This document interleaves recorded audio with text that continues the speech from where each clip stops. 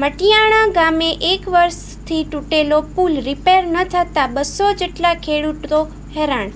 માણાવદર તાલુકાના મટિયાણા ગામે 1 વર્ષ પહેલાં ચોમાસામાં ભારે વરસાદથી પુલ ધોવાઈ જતા હજુ સુધી રિપેર ન થતાં 200થી વધુ ખેડૂત રસ્તામાં ફરજિયાત મોટરસાઇકલ મૂકી ચાલીને બીજી તરફ જવું પડે છે। માણાવદર તાલુકાના મટિયાણા ગામ પાસે ઓજત નદી પસાર થાય છે। ગત ચોમાસામાં ભારે વરસાદ પડતા વિસ્તારનો કોઝવે પુલ ધોવાઈ ગયો હતો।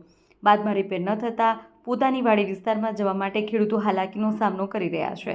તાત્કાલિક ધોરણે આ રસ્તાનું રિપેરિંગ કામ કરવામાં આવે તેવી માંગ કરાઈ છે।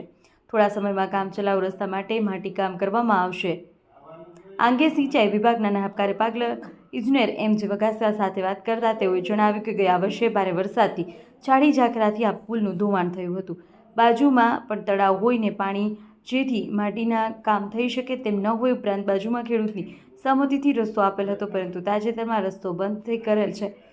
ત્યારે લાંબા ગાળાના આયોજન માટે અહીં પુલ બનાવવાની દરખાસ્ત પણ ઉચ્ચ કક્ષાએ મોકલેલ છે અને હાલ કામચલાઉ રસ્તા માટે થોડા સમયમાં માટીકામ કરવામાં આવશે। અહેવાલ મહાન્યૂઝ, જગદીશ યાદવ, જૂનાગઢ।